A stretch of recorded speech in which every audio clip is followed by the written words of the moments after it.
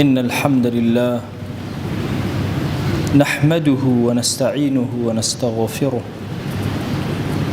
ونعوذ بالله من شرور أنفسنا ومن سيئات أعمالنا. من يهده الله فهو المهتد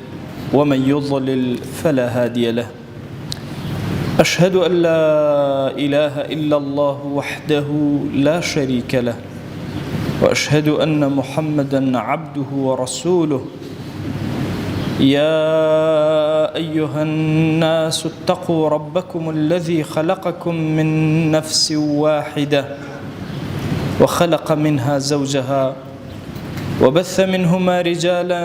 كثيرا ونساء، واتقوا الله الذي تساءلون به والأرحام إن الله كان عليكم رقيبا. لپاش سپاس و ستایشێکی بێ هەمتا بۆ کردگاری مەزن و داواکردنی درود و ڕەحمەت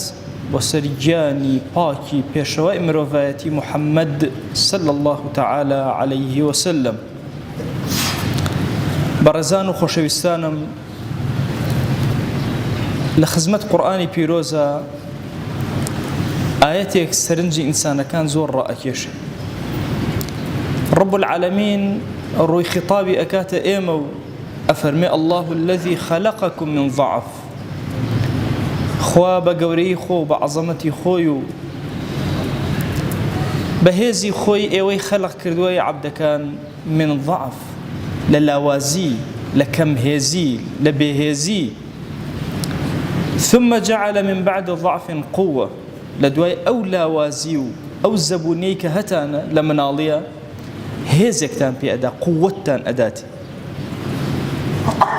لدواي أم قوتا. ثم جعل من بعد قوة ضعفا وشيبة. عينا شون للضعيفية ودست بيكر برو ضعيفي أروي لدواترا بيريو لاوازي روتي إكا، بيريو بهيزي روتي إكا. أقل سر وشي قوة لم آيات البيروزة أوستي حياتي إنسان رب العالمين بشق لبشكاني بقوته هزباس كردو كأيج بشي لاويتي وبشي جنجتي إنسان. لكيا وجنجتي دسبيئك، لكيا كوتايبي علماء زور قسيان لسر كردو كاري إيمن يزور بدوايا بروين قرنق أويا بزانين إنسان لنيوان دو لاوازيا أجي لاوازی مناڵی و لاوازی پیری لەو نێوەندەشە هێزێکی زۆر گەورەی هەیە. لە ڕۆژی قیامەتە بەگشتی پرسیار لە هەموو عمرت ئەکرێ وعن عمره فيما أفناه، لە چیا عمرت بەسەر بردووە هەموو عمر پرسیارت لێ ئەکرێ. بەڵام لە ڕوایەتێکا زۆر بە تایبەت وعن شەبابه فيما أبلاه، پرسیاری گەنجەتی و لێ ئەکرێ لە چیا گەنجەتی ڕزاندووە. وشەی ئەبلا لزمانی عربیە ئەگەر جلێک کۆن ببێ بپۆرتکێ هێز و تواناکەی لە دەست بدا وهای لێبێ کە لێ بنەوی و بقرتێ پێ ئەوترێ الثەوب البالی، ئاتە ئەو جلەی کە پۆرتکاوە. پرسیارت لێ ئەکرێ لە گەنجەتی تۆ لە چیا پۆرتکانت، لە چیا ڕزاندت، لە چیا تەواوت کرد، بە چیەوە مەشغوڵ بووی، لە چیا سەرفت کرد. لە قورئانی پیرۆزە زۆر گرنگی بەولایانی هێزە دراوە و زۆر گرنگی بە گەنج دراوە. وشەی فتیە هەمووتان بیستوتانەکە لە قورئانە فەتا بۆ ئیبراهیم عەلەیهی السەلام بەکاریە، بۆ ئەصحابی کە فتیەتون ئامەنوا بڕەبیهم بەکاریە. وشەیەکی تر هەیە لە قورئانە کە کەمتر باس کراوە هەر بە هەمان چەشن بۆ گەنج بەکاریە. ئەفەرمێ لە باسی داستانی موسى عەلەیهی السەلام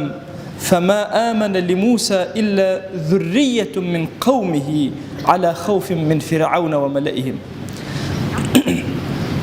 أفرمي أوانيك إيمانيان هنا كيبون ذريتكم الله وجه لقومك موسى عليه السلام لبني إسرائيل إيمانيان هنا. مفسرين أفرمون ما دام رب العالمين باسي وجه كر يعني باسي جنجك کۆمەڵێک گەنج لەگەڵ ترسوبیمی زۆر گەورە لە فرعون ئەوانە ئیمانیان هێنا بە موسى عليه السلام و لەسەر ڕێبازەکەی ڕۆشتن. ئەهلی سوفا کۆمەڵێک خەڵک بوون زۆر بە نەداری لەناو مزگەوتە ئەمانەوە زۆر کات نەزەرمان ئێمە بۆ ئەهلی سوفە و ئازانی هەر خۆیان نەدار بوون یعنی هەندێکیان زۆر دەوڵەمەند بوون لە شوێنی خۆیانە لە پێناوی علمە هاتبوون لە مزگەوتە دانیشتن نەئەچوونە دەرەوە لەبەرەوەی لە خزمەتی پێغەمبەر صلی الله عليه و آله وسلم شتێک فێر ببن ئەهلی سوفە بیرکەنەوە بێنە پێشچاوی خۆتان مزگەوتەکەی پێغەمبەر صلی الله عليه و آله وسلم کۆمەڵێک کەسی تایە لە مزگەوت ناچنە دەرەوە خەریکی خزمەتن لەوچێ لە نەزەری ئێمە کۆمەڵێک کەسی تەمەڵ بێتە پێشچاومان کە کار و کاسپیان پێ ناکرێن نا ئەمانە کۆمەڵە زۆر گەنج بوون لە ڕوایەتێکی مای موسلیمە ئەفەرمێ کان صلی الله عليه و آله وسلم یأتیه شبیة متقاربون کۆمەڵێک گەنج ئەهاتنە خزمەت پێغەمبەر صلی الله عليه وسلم کە عمریان نزیک بوو لە یەکەوە گەنج بوون مناڵکار بوون لە مزگەوتە ئەمانەوە لە ڕوایەتێکە ئەفەرمێ 7 کەس بووین لە خزمەت پێغەمبەر صلی الله عليه وسلم کە لە مزگەوتەکە ئەماینەوە لە خزمەتیا بووین کەلیماتمان لێ وەرەگرت ڕوایەتەکان زۆرە کە باسی ئەهلی سوفە ئەکا ئەبوو هورەیرە ئەگێڕێتەوە ئەفەرمێ چەند ڕۆژ لە برسەتیا سکمان ناڕەحەتی ئەکردین بەڵام لە پێناوی وەرگرتنی فەرمایش لە پێغەمبەرەوە صلی الله عليه وسلم لە مزگەوتە ئەمانەوە خەریکی کارێکی زۆر گەورە خزمەتێکی زۆر گەورەن بە دینەکەیان ئەفەرمێ ئەم 7 گەنجەی کە لە خزمەتیا بووین زۆر مڕاعاتی ئەکردین پێغەمبەر صلی الله عليه وسلم ئەبوو هورەیرە فەرمێ جارێک قاپێک شیری هێنا فەرمووی بخۆنەوە بیان دەرێ با بخۆنەوە ئەڵێ ئەمدا بە هەر کەسێ خواخوان بوو زوو لێ کاتە بەشم شتێکم بۆ بمێنێ ئەڵێ بەسەر هەر 7 گێڕام هەموو تێریان لێ خواردەوە ئەفەرمێ کاتێک کە لێم گرت منیش تێرم لێ خواردەوە فەرمووی بخۆ ئەی ئەبوو هورەیرە بخۆ ئەی ئەبوو هورەیرە بخۆرەوە ئەڵێ چەند جارێک فەرمووی و خواردمەوە تا تێر بووم دوای ئەوە قەت هەست بە برسەتی تونێتی نەئەکرد دوایی پێغەمبەر صلی الله عليه وسلم جامەکەی لێ وەرگرتمەوە هەر وەکو ئەو لەحزە بوو کە یایە دەستم ئەم ئەهلی سوفەیە هاتوون فێری عیلم بن گەنجن بەهێزن لە توانای خۆیانە و لە هێزی خۆیانە هاتوون خەریکی خوێندنن لە خزمەتی پێغەمبەر صلی الله عليه وسلم نەک لە تەمەڵیە چکەم دینەی ئێمە حتى لە مەسەلەی دانی زەکات بە گەنج نادا بۆی تەمەڵ نەبێ گەنج ئەبێ بازرگان بێ ئەبێ ئەهلی بازار بێ ئەهلی هێز بێ ئەمانە یەکلابوون بۆ عیلم أفرمي الرجل پیغمبر صلى الله عليه وآله وسلم فلما رأى أن اشتقنا إلى أهلنا سيري أكردين إتد بدموچا مانا غربتي في إثيوبيا ودرك وتبو حزم أنا كرب كرنا ولا خزمك سكاري خمان هر يكل شويني خوي لولاتي خوي فرموي هاد لك خزمتي أنا دانشتو فرموي هر هموتان بيكوا ارجعوا إلى أهليكم بقرنا وبولاي خزمك سكاري خوتان ليرشتكتان ورقتوا فعلموهم برون فيريان كان أما كان جنجي زور كمي أنصاري تيابو هم هي خارج مدينة ولا خزمتي أمانه بلام كاتيك قرانا وحفتا كسيان بغدر كشران لم أهل علمه أمانيك وخريكي دعوة بانقوازن تأهيل أكرين بو خزمتي دين بدرجاي ميجو أم ديني إيما لسر جنج وستاو هذي جنج لخزمتي الدين سرف ولا خزمتي دعوة بانقوازة كاتك سيري سيرتي في غمرك صلى الله عليه وسلم إمامي علي كالجيكا يا أخوات عمري 20 صالة نونراتي برامبر بكافران أكاد لتحديا جنجك أيكا جنجك 20 صالة تحداها مكافري جهانك تو تأكيدي لم شوينا يانا سرتو اختيالد أكان بلام آمادي الروح خوي فداءك معاذ كل جبل كاتك ناردي فرمي بشوبو يمن لو قاضي يمن به أعلمكم بالحلال والحرام معاذ بن جبل عمري 20 صالبو لبي الصالية قاضي مسلمانان ونيونري بيغمبر صلى الله عليه وسلم لنا ويمنا أسماء كشي أبي بكر لكاتي هجرتها كخواردني أجينا بيغمبر صلى الله عليه وسلم لقل أبو بكر الصديقة عمري 26 صالة بيرتريني أصحاب إمامي أبو بكر عمري 60 صالة كبيان أود الشيخ جورك أصحابي في غمر صلى الله عليه وآله وسلم لما كان أوانيك الزحمة أكيشنو عذاب أدرين وعقاب أدرين جنجا كانن أو بيراني كمسلمان أبون عزيت كم تر أدران سيدنا أبو بكر بشتي قائمي هبو كم تر عزيت أدرا تەنانەت پێغەمبەری خوا صلی الله عليه و آله وسلم کەمتر عەزیەت ئەدرا بلالێکی بێکەس لاوێکی جوان عەزیەت ئەدرێ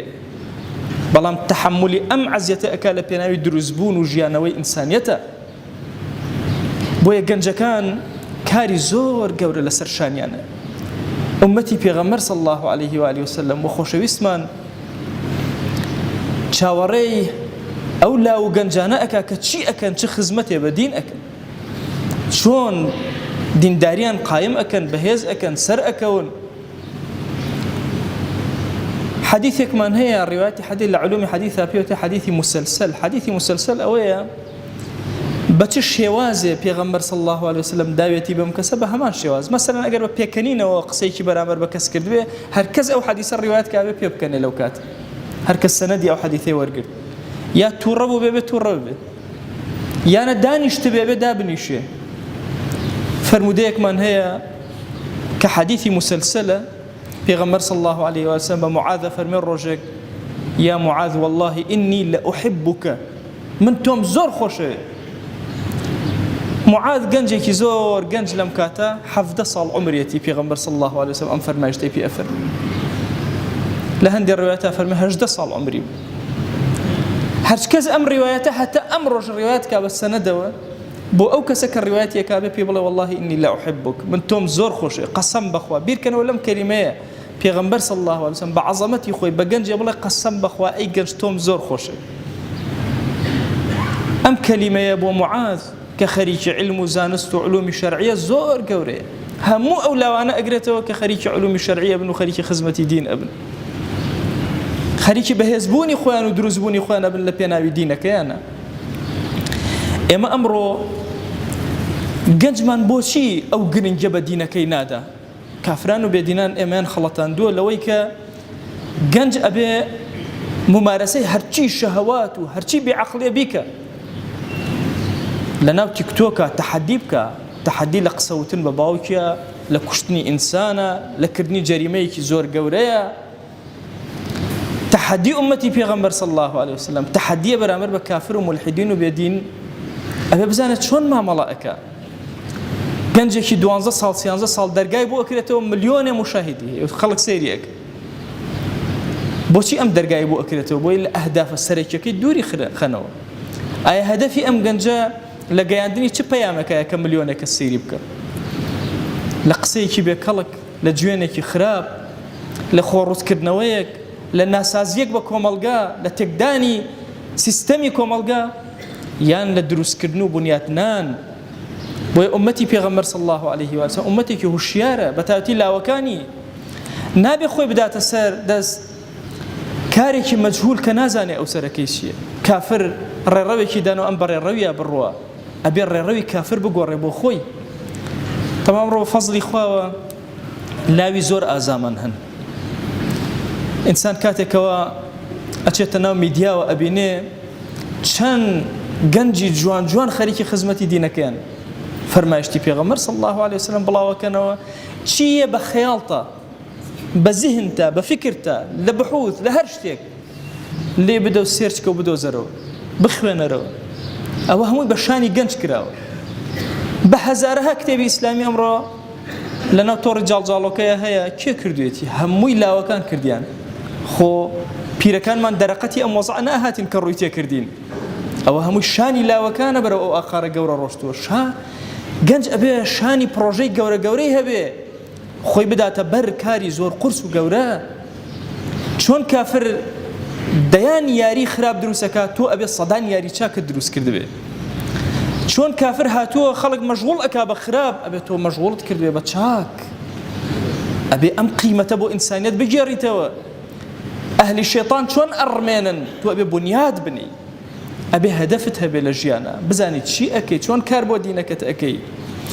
نابێ لاوێک بی هەدەفت نەبێ یا هەدەفت تەنها بریتی بێ لە جاه و ناوداریەکە دەریکەی نا کاری ئێمە گرنگ نییە ناومان هەبێ یان نا گرنگ ئەوەیە چۆن خزمەتمان کردووە لەکوێ لە چه سوچێکی ئەم ئیسلامە عەزیمە و ئەم ئومەتە گەورەیە خزمەتی کردووە وا تەسەوور نەکەی ئەم شاخەی هەورامان لە خۆی دینی ئیسلامی پێگەیشت بێ ئەبێ چەند خوێنە ڕژابێ و چەند عارەقە ڕژابێ و چەند کەس ماندوو بوو بێ چەند لاو خەوی لە خۆی زڕاندووە هەتاوەکو ئەم پەیامە شیرینە ئێستا بەم جوانیە لەناو میلەتی کووردا ماوەتەوە ئەم ئەخلاقە بەرزانە ماونەتەوە نابێ ئێمە هیوامان نەبێ و مەیوز بین ئومەتی ئیسلامی هەتا ئەوە بە زەلیلی نامێنێتەوە ڕۆژی هەستانەوەی ئومەت دەست پێ ئەکا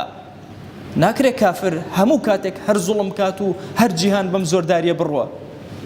ئەو زلهێزانەی ئەمڕۆ ئەیبینی ڕۆژێک لە ڕۆژان زلهێز نین بنهێزن وا تەسەور نەکەین ئێمە ئیتر ئەمریکا و دۆلار و دار و بەر هەتا ئەمێنێ هەموو ئەمانە شتانی کاتین ئەڕۆن ئەمانە حەضاراتێکی بێبنەمان زەمنێک لاوێتی و گەنجێتی و هێزیان هەیە و دواتر پیرە بن و ئەکەون چۆن گەنجی ئومەتی ئیسلامی هەڵئەسێتەوە نابێ مەئیوز بێ لە کاری نابێ مەئیوز بێ لە دەعوە و بانگەوازی ئەگەر یەک خراپەت کەم کردەوە لەسەر زەویە ئەی گەنج کاری زۆر گەورەت کردووە خراپەکان زۆرن لەسەر زەویە ئەمڕۆ ئەگەر هاتو توانیت لەناو ئەم تۆڕە جاڵجاڵۆکەی کە ئەمڕۆ هەیە یەک چاکت تێکرد یەک چاک یەک فەرمایشتی پێغەمبەرت تێکرد صلی الله عليه وسلم یەک شعری جوانی ئەدیبێکی کوردت تێکرد کە باسی دینەکات و باسی جەماڵی ئیسلامەکە تۆ ئەهلی کوفرت کەم کردەوە لە جەنگەکە براوەیت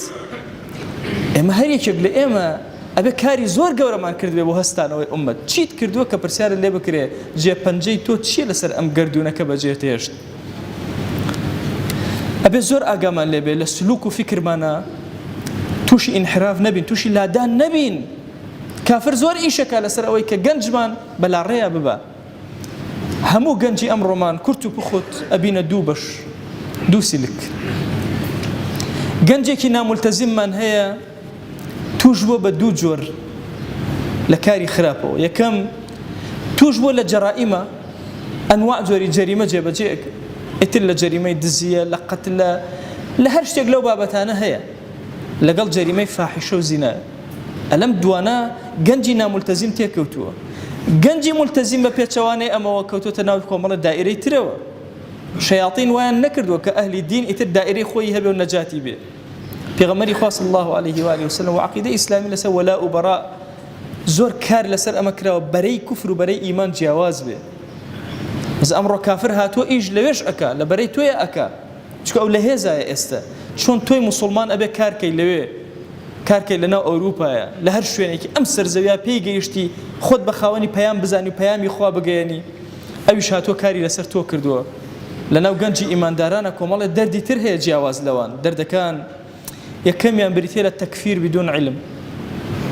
دەستکەین بە کافرکردنی یەکتر ئەمە دەستێکی خەتەری پشتەوەیە کە کەسی عەقڵ ئەیبینێ پیرێکی بە تەجروبە لە حیاتی دەعوە و بانگەوازە ئەم دەستانە ئەبینێ لاوێک ناتوانێت دەرکی پێ بکە بەبێ علم تێک بەرەبێ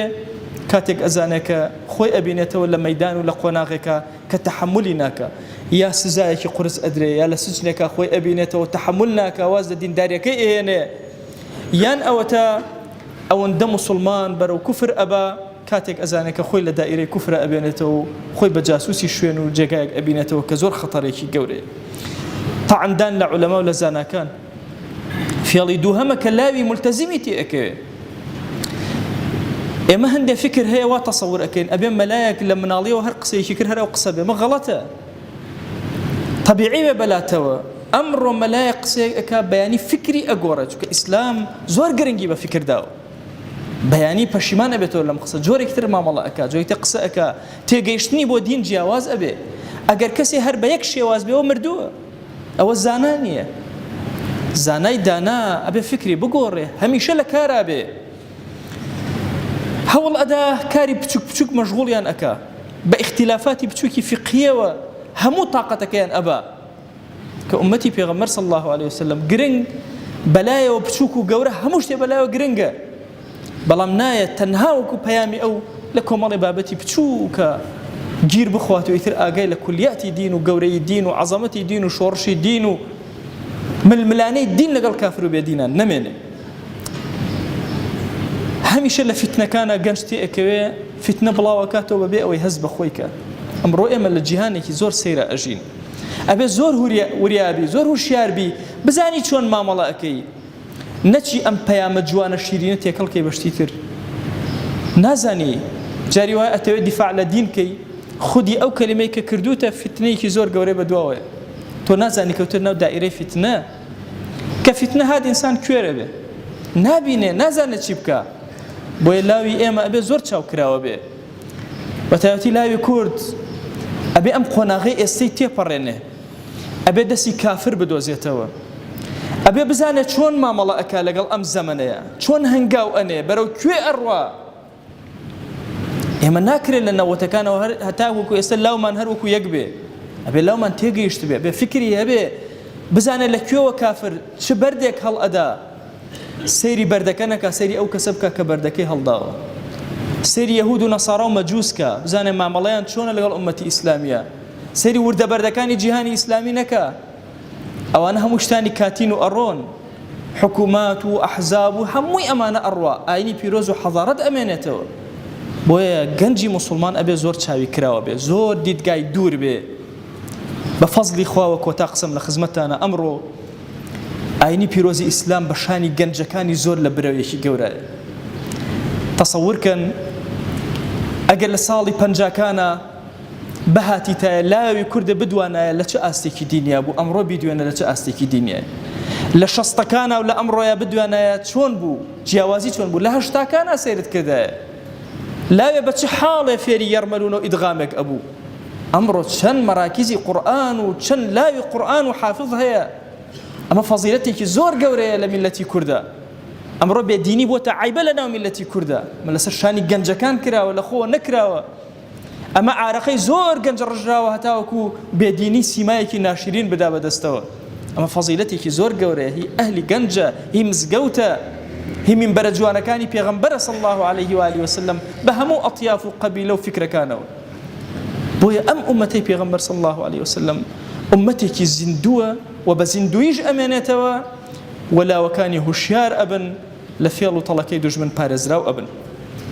خوای گیان لێت ئەپاڕێنەوە لێت ئەلاڵێنەوە خوایە لەسەر جەم گوناهەکانمان ببورە خوایە داوا لێ ئەکەین بە ناوی جوانت بە صیفەتی بەرزە بە ئیسمی عەظەمەت بەخشندەی خۆت بەسەرمانە ببارێنە إلهي لد أبارين ولد ألاغلين وإيمان من سلامتك خوايا إيمان من سلامتك خوايا إيمان من سلامتك يا إلهي لا وكاني خمان تسليم بتو أكين تو سر پرشتيانك تو پارزگاريان لك يا إلهي تو خود بهزيانك لم الملاني قوري جيهانا خوايا داوار لي أكين لا وكاني كرت پارزراوك يا إلهي ظالمان كبسر كافران وبيدينانا ظالمان كبسر بري إلحاد وخوانا ناسيا يا رب العالمين خوايا جان أم عبدانا هاتنا أم ماليتو